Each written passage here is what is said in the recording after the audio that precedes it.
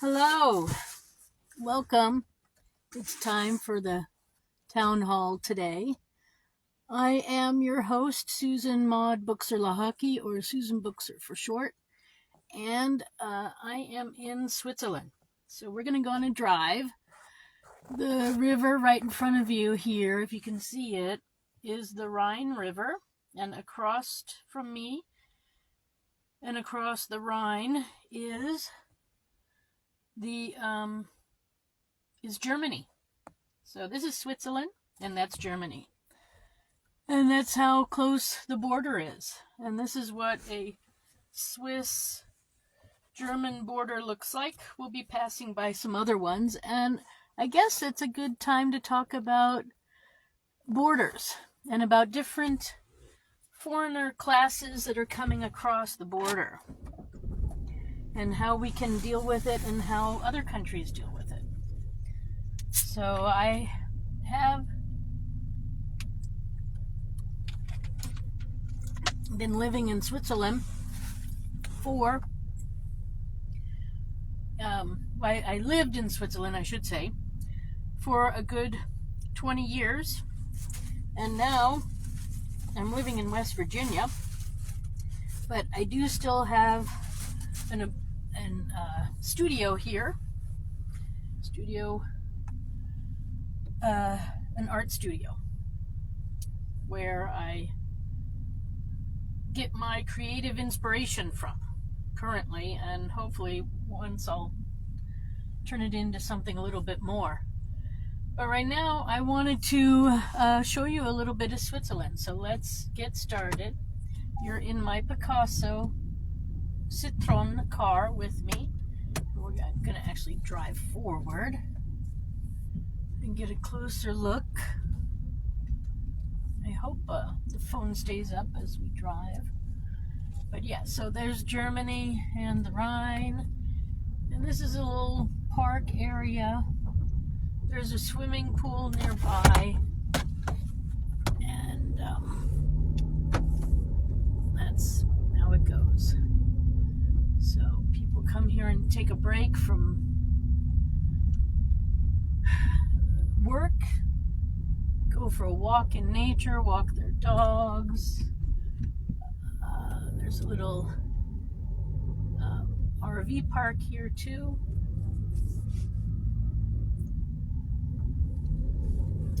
And then this is how Switzerland does their circles. So oftentimes they put a sculpture in the middle, or information, or something inspirational, flowers, trees, all sorts of things. But this one is just kind of plain. Looks like there was once something there. Maybe they're in the middle of changing an artwork or something. Okay, so here we go.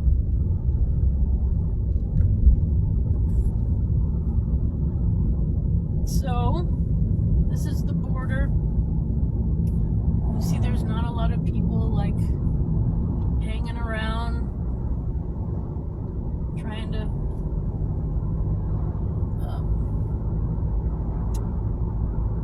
stop illegal aliens or whatnot, because Switzerland's pretty well organized, and they sort of know who's who, and the different police departments and security systems work together, and they notify each other if they've got suspicious looking people in certain areas. But for the most part, Switzerland and Germany are friendly countries. They do have like limits on what you can bring in from other countries into their country. So at the borders, there are border patrol people, and sometimes they check and sometimes they don't, and you never know when that's going to be. So you always want to make sure you're doing the legal stuff and only bringing in what you should be and whatnot. In Germany, there's like I think an 18% tax on goods and groceries and things of that nature. And in Switzerland, it's only, I believe, 6%, 7%. So there is a difference. On the other hand, prices in Switzerland are higher than in Germany. So, people living by the border work their system out for their benefit, and sometimes people cross the border and get things cheaper, but you pay that extra tax. But a lot of people get that tax money back and then pay Swiss tax. So it's kind of, every country does it differently. And Switzerland has basically the same borders with all of its countries that it borders. So like with France too, Italy, and I believe it also borders Austria and even Liechtenstein. So Switzerland's surrounded by several countries, and crossing the border is usually not a problem. You should have your passport or your ID card so that if you're stopped, they know what country you're from. And then sometimes they ask for passports at the border, so you should always bring it technically with you if you leave the country.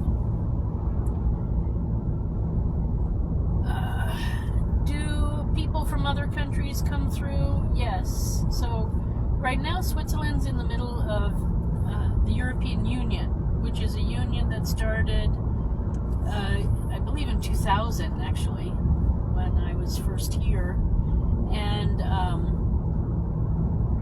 they are not officially part of it, but they have a special treaty where they can do certain business with them, and people from the European Union can get jobs in Switzerland.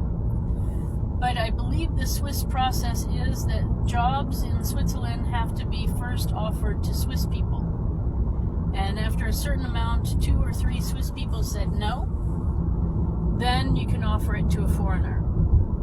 And this is a concept I would really like to bring to the U.S., because I think too many times a lot of our companies are hiring foreigners rather than U.S. citizens. And there might be some citizens out there who would prefer to work. So I think we need to maybe bring that concept to our country, that all jobs have to be offered to U.S. citizens first. And if the U.S. citizens say no, then it can go to a foreigner. So, yeah. But one reason for crossing the border is for work. But usually the people crossing the border have a job, or they're going on a job interview. And they usually have papers with them to say that they're going on a job interview. So that's why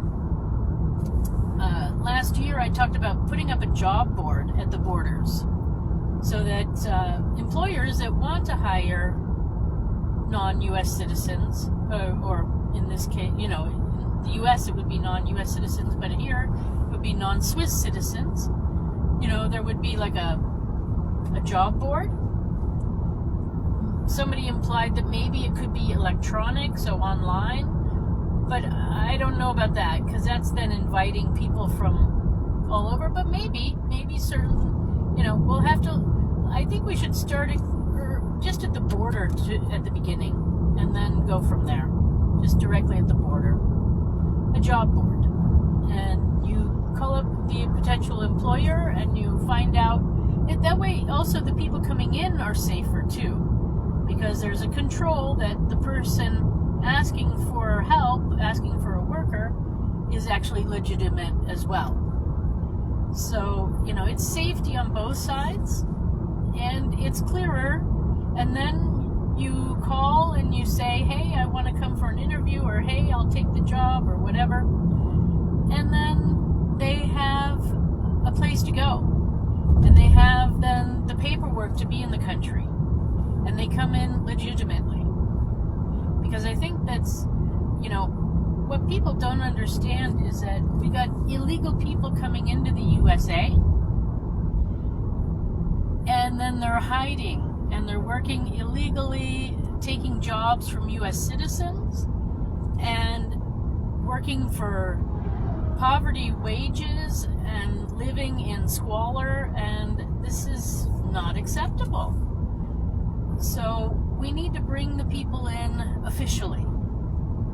And the company needs to take care of them. If they're from abroad, they have to make sure that they have a place to stay and that they're living, getting a reasonable salary and living in a reasonable way. Now, I know a lot of companies aren't going to want to do that because, then they're going to have to, provide all these things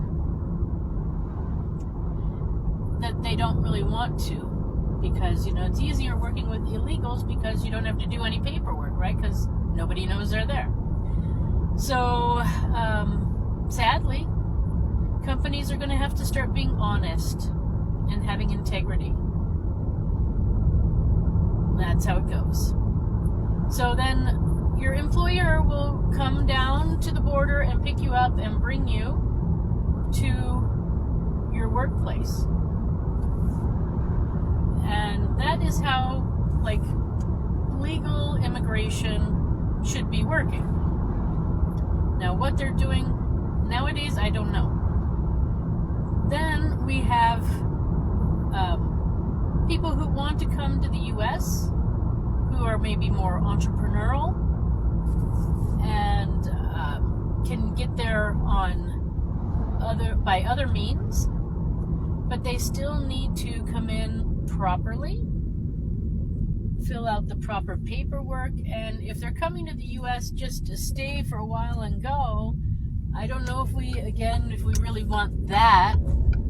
I think what we really want is that people come and stay. So those people should be, if they come and want to start a company and have the funds and means, there are proper paperworks that need to be filled out, and so then they would be their own employer sort of thing. So then they would have legal status. But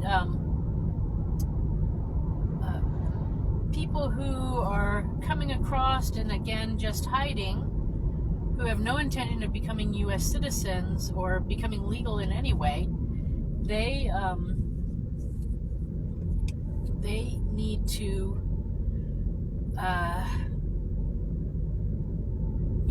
that part needs to stop. So, people who want to come here for a better life and start a career here in the U.S., and they need to fill out that paperwork to get a green card and to come through. And now my understanding is that green cards, we only offer something like 1 million a year. Is that true for the whole wide world out there? So I think that's the problem. That is where exactly the problem is. Because there's a lot, population of the planet has increased. So therefore the population of the United States should be equally increasing. And, we are a immigrant country. That was sort of the way we got started and our roots. And I know it was a lot of times immigration from we've always been immigration from everywhere. So I'm not going to say it's just North America. But I think we have to allow that in proportion with the population of the country and the need for talented people in our country.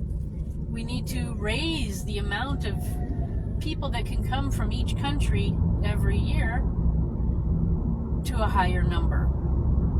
That way then we'll get people coming in legally. Because right now we allow so few people into the country from all countries, and that's where the problem lies. That's why we have illegal aliens, because they're coming in because they tried for the past to get in just for a vacation or even for working or maybe even to become a U.S. citizen. They've tried maybe in 3 different ways and they keep getting declined. And sadly, there's fees involved. So you pay the fee, and the U.S. keeps it. they don't get in. And this is not fair either. So we need to increase per country the amount of people from that country that can come in. And depending on what status they're coming in under is how we rate them on sort of behavioral level. So the visitor will, of course, bring their own culture. Of course, we have our laws here in the USA. So I'm in Switzerland, so not here, but Switzerland has their own laws. But the US has laws. And in the people visiting or people staying to work or people staying to become citizens, they have to follow the laws of the country as well. But there's more of an expectation from people who will eventually be U.S. citizens, of course, to behave within the laws. And I say this because I know a lot of people put religion first. But as we've been discussing lately, religion has really been detrimental to women and the planet and children, and it has to stop. This male domination thing is not healthy for anyone. Even for men, it's not healthy.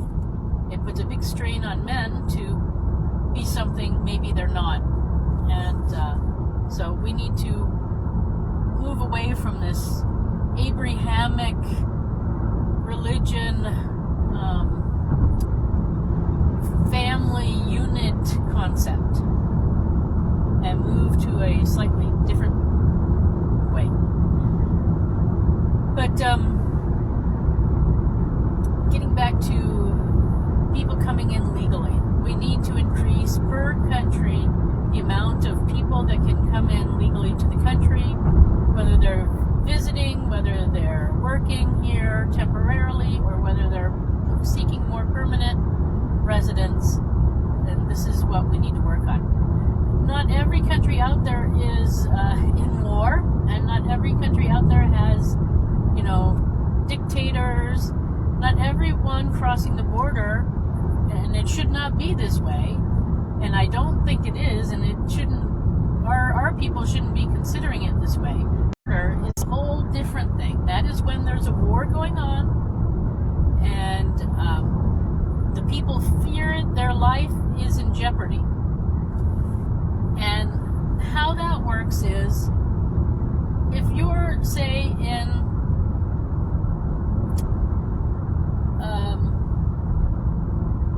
the Congo, and you want to come to the U.S. for asylum, that's not possible at all. Unless you fly here. That's the only way.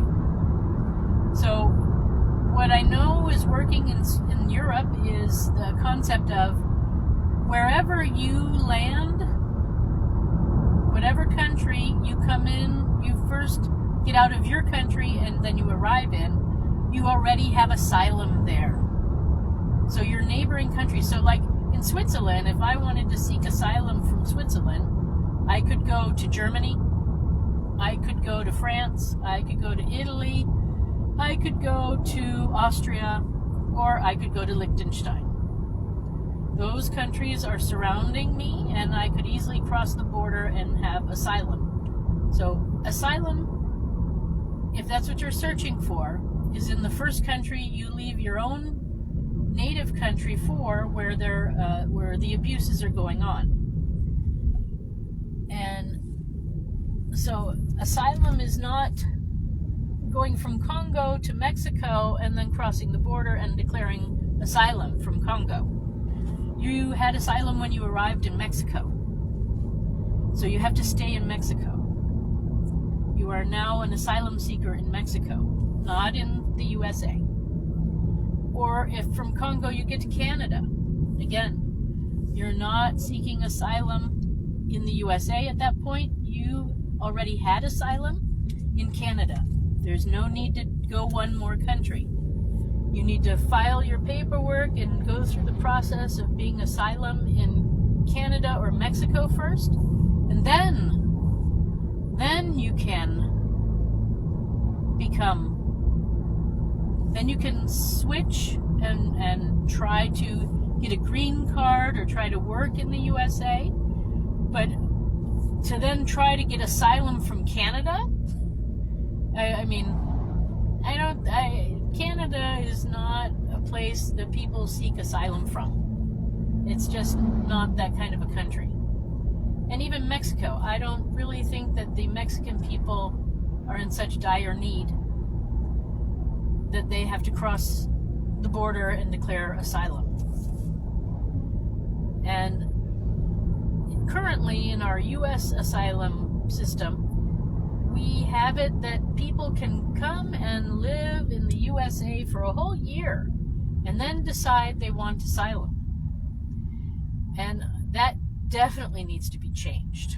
I don't know who came up with that plan, but that is really hurting our people, our own citizens.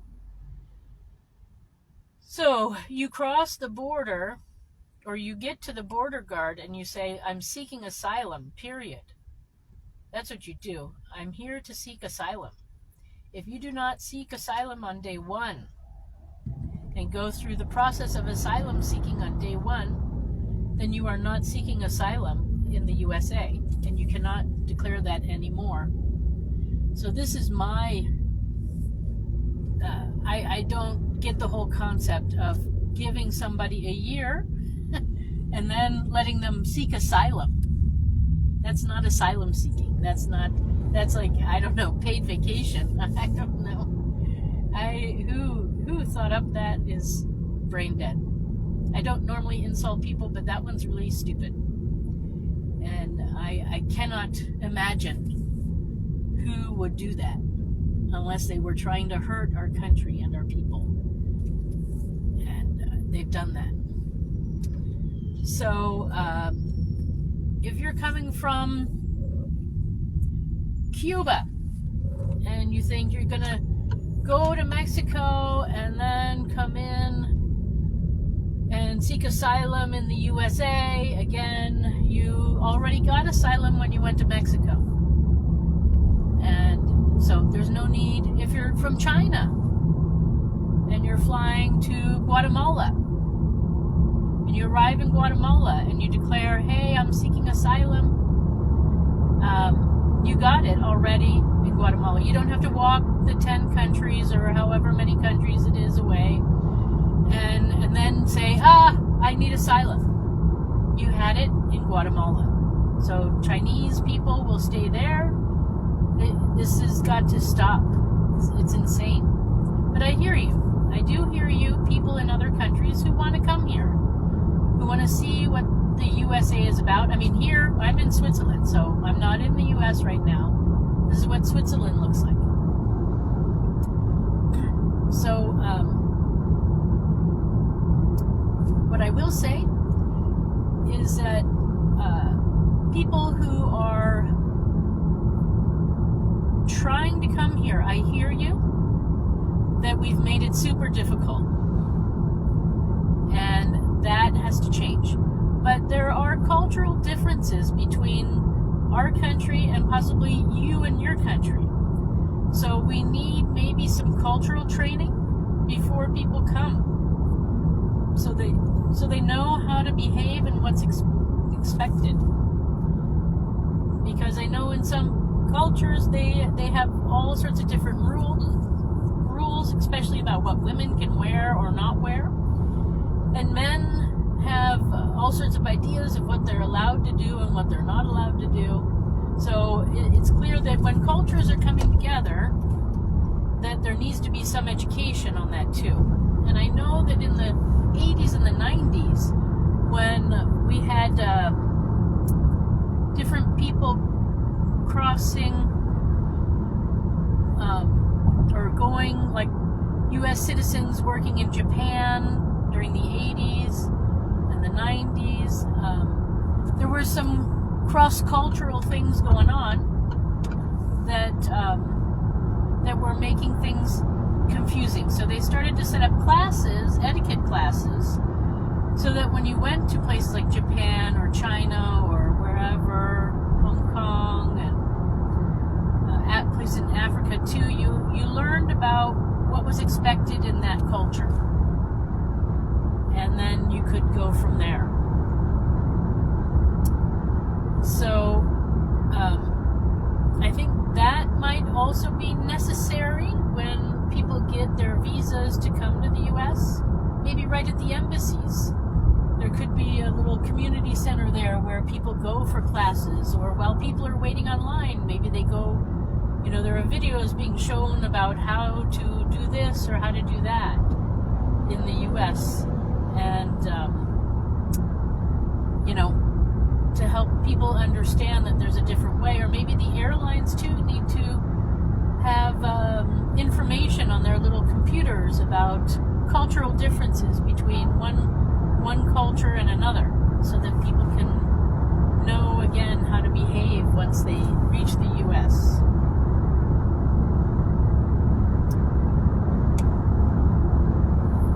But yeah, so I think, having foreign people come to our country and bring their knowledge from their countries, it's a great thing. It's what made us so strong at one point, and we've sort of lost that because we've neglected to invite the right people into our country from other countries. So it's time to change that. It's time to open the borders in a different way so that people can come across legally. Because I think most people, in my opinion, are good. They are good. And if given the opportunity to be good or bad, they will do good. There are a few people who have this arrogance that says, no, I'm right and you're wrong, and they're going to do it their way. But for the most part, most people are good. And if they're told how to come in properly, they will happily do that, because who wants to worry that the police are going to show up on your doorstep one day? So one thing that happened here, we, about 10, 15 years ago, I guess it was about 10 years ago, yeah, with the Syrian refugee situation that was happening here in Europe with the Syrian war, we had a family move into our neighborhood, and they were really, one street away from us pretty much. So they were right there within a 3-minute walk from my house. And it was apparently the guy was a doctor in Afghanistan, and somehow he made his way to Switzerland with his family. He had his wife and 2 or 3 kids, and everybody was, getting along. They started into the organization of, seeking asylum and becoming Swiss and, moving forward in that way. The kids were going to school in the schoolhouse where my daughter was going. And then apparently one morning, the security border people showed up at their doorstep and said, "I'm sorry, you have to leave." It was discovered they were actually in Italy first before they came to Switzerland. And like I said, they have this treaty here, and this is what we need to set up with the rest of the world too, is that you seek asylum in the first country you land in. And if you landed in Italy, then you go to Italy. Italy's not bad. It's a good country. It's not Switzerland, but it's got its own, great things about it.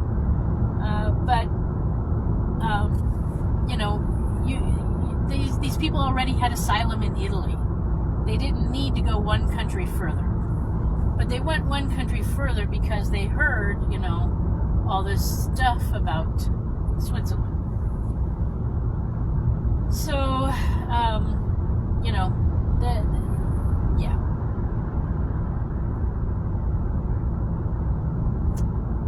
That's just simply how it is. So when I hear of Chinese people landing in different countries in South America and then walking all the way to the USA, you already had asylum. You need to go back to whatever, The USA has the right, in my opinion, to send you back to Mexico if you came through the Mexican border. If you came through the Canada border, they have the right to send you back to Canada. And then if Canada says, or Mexico says, yeah, no, you had asylum in the country before you arrived here, so then you have to go back to that country, whatever that one might be, depending on how you got there. If you came by boat or by foot or by airplane, you know. So, yeah, I mean, I understand people want something different, have ideas, or want to change the world, or immigrate, try something new. I understand that. But there's the proper way to do it, and then there's the not proper way to do it. Yeah. So here we are. I don't know, are you still with me?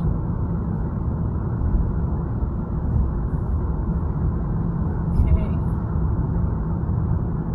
So I'm going to take you through my favorite intersection in Zurich. But first we got a tunnel to go through. And then after that is the spot. And then I think I'll shut down for today. But yeah, so here we passed by the Zurich airport, and now we're heading into town. The Hilton is over here on my left.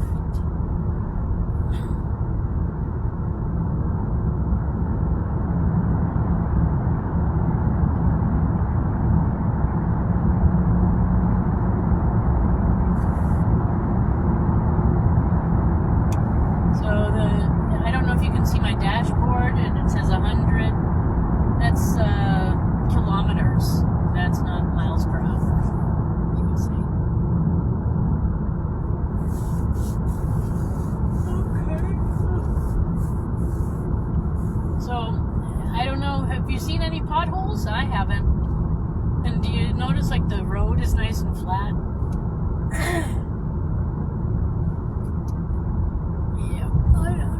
What you're seeing. I hope you're seeing something. I hope you're recording. Be ashamed to have done all this and not been recording. But yeah, so you know, we need an overhaul in our immigration system. But I like immigrants, and I want them to bring their trades and their crafts here. But we got to move from these big conglomerate. Narcissistic, greedy organizations and move to tradesmen and trade skills and building skills. So yeah, you know, we need good strong road builders. So people who know how to build roads. You are welcome. The USA needs your help and your guidance. So come on in.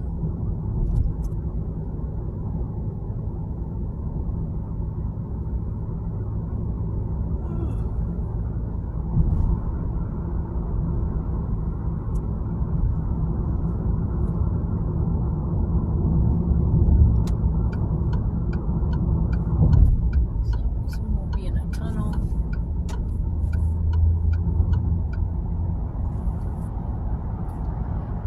Yeah.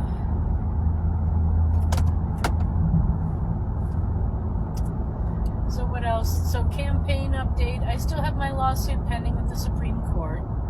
And tomorrow is Labor Day in Switzerland.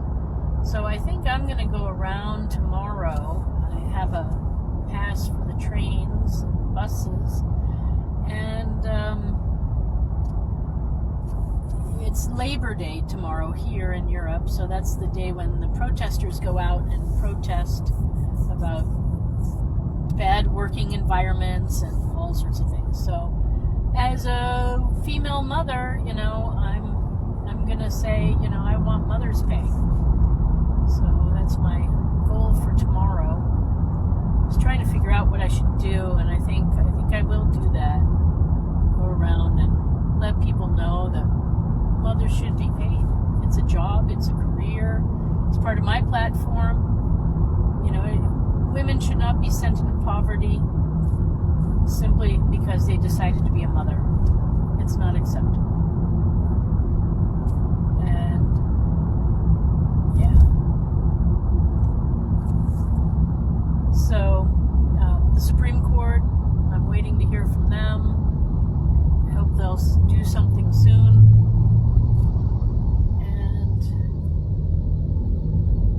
Or I will have to start something new there. Later this month is the UN International Day of Living Together in Peace. And I think it was originally meant for like nations, but it's also human peace is also needed. We got lots of people trying to hurt each other because of their opinion that they believe the wrong God or whatever. So I think that's on the 15th or the 16th of the month, or 17th even. Anyway, I'm going to be in Geneva for that at the UN building, hosting a protest, and I might do a summoning of peace there. And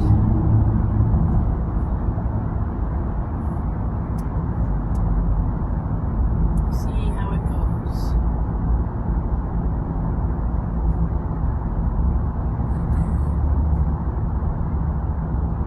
Then other campaign news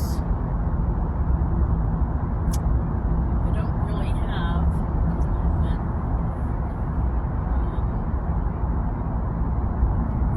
Yeah, I'm pro-immigration, but we got to overhaul the system. It's broken.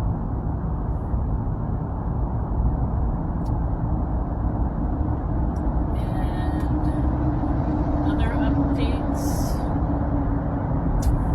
Don't really have other updates.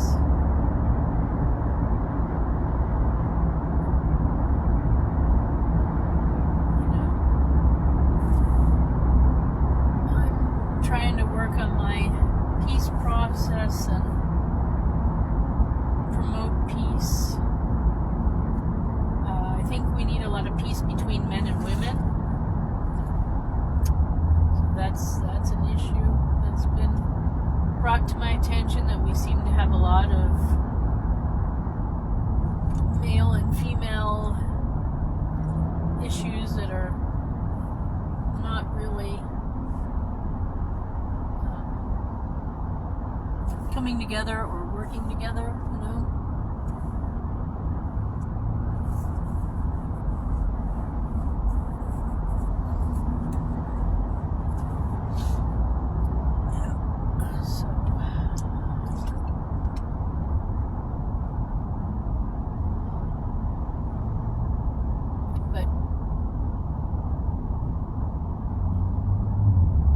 So again, there are no potholes. The paint is pretty visible. The headlights are not so bright, and they're lower to the ground. These are all things I notice here that we don't have in West Virginia. And then you notice once in a while there are cars that have their headlights too bright. So we have to go back and fix the headlights on the vehicles because they're just way too bright right now. And they're causing accidents.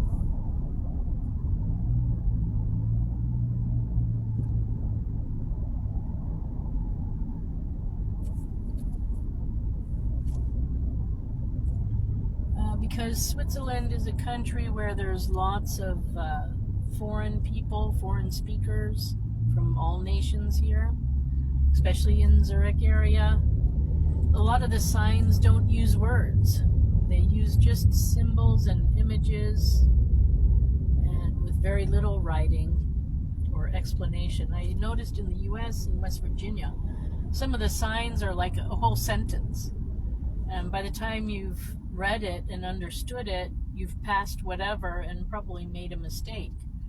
So US, we need to start making our signs clearer so that people who can't read can understand what they're supposed to do. Because providing a sentence that one needs to read to respond to an intersection is not acceptable. You're supposed to have your eyes on the road, not on the signs. Right?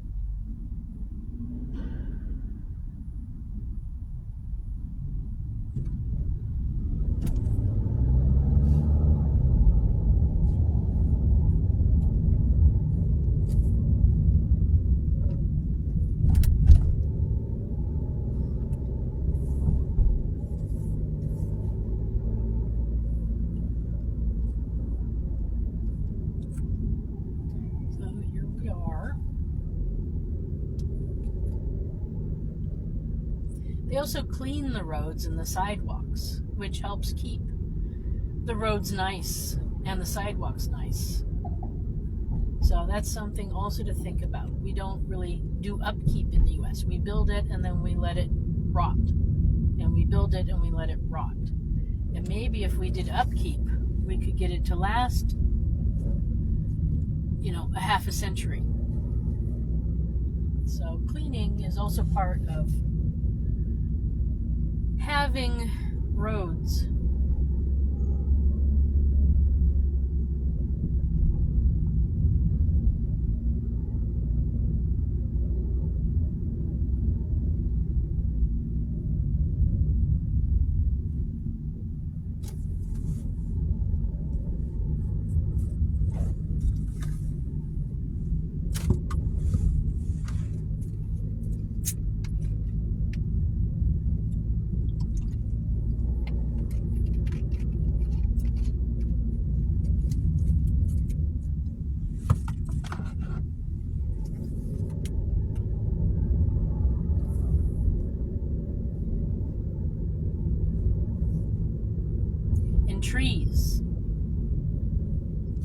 Trees and shade. The roads need shade so that it doesn't get so hot in the cities.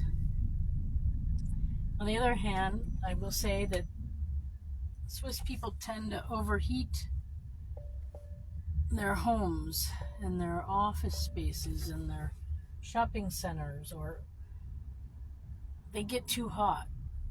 So I do recommend that they stop doing that so much. The thermal heating is working too well and needs to be turned down somehow a little bit.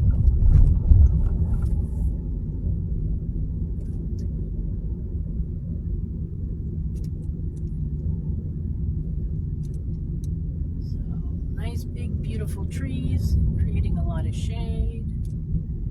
We got pedestrians and bike riders.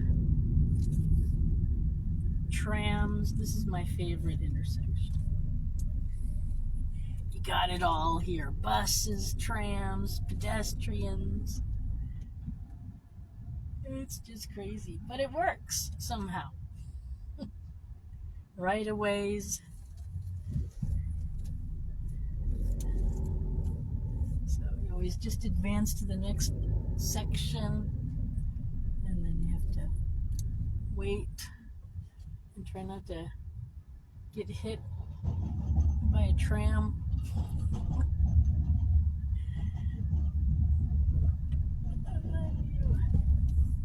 Go forward. And now people, they have a tendency not to realize they're supposed to walk on the yellow crosswalking areas, because then you're obligated to stop for them. Just kind of go around. It's a crazy circle, and there doesn't seem to be anybody there, so I'm going to keep going. Pause here, let these people go.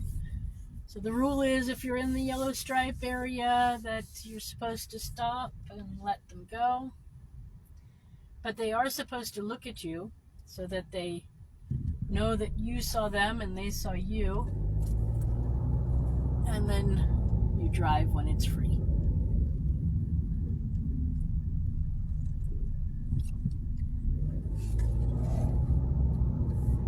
Okay, so that's it, folks, for today.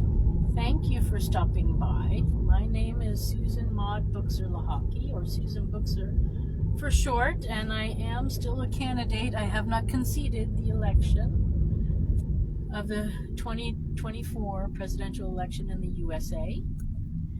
And if you want to find out more about me and my lawsuit and the election and election fraud and other ideas I have, go to my website. It's susan4usa.com. That's Susan the number 4usa.com, and you can find out more about me there. So I guess that's about it. Here, look, I gotta drive. All right, so that's about it. I'm gonna pull over here in a second and stop the video, but until then, we have this last few minutes together. I'm still working for you. I'm working for all of us. We got lots to do. The USA is a mess, but we also have a lot of possibilities, and we can bring good change. Oops. Stop here.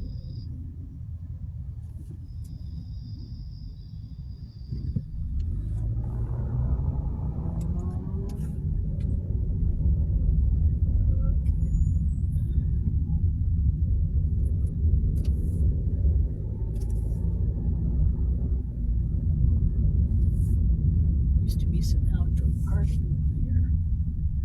They got all this construction going on. Okay, so this is where we stop. Bye for now.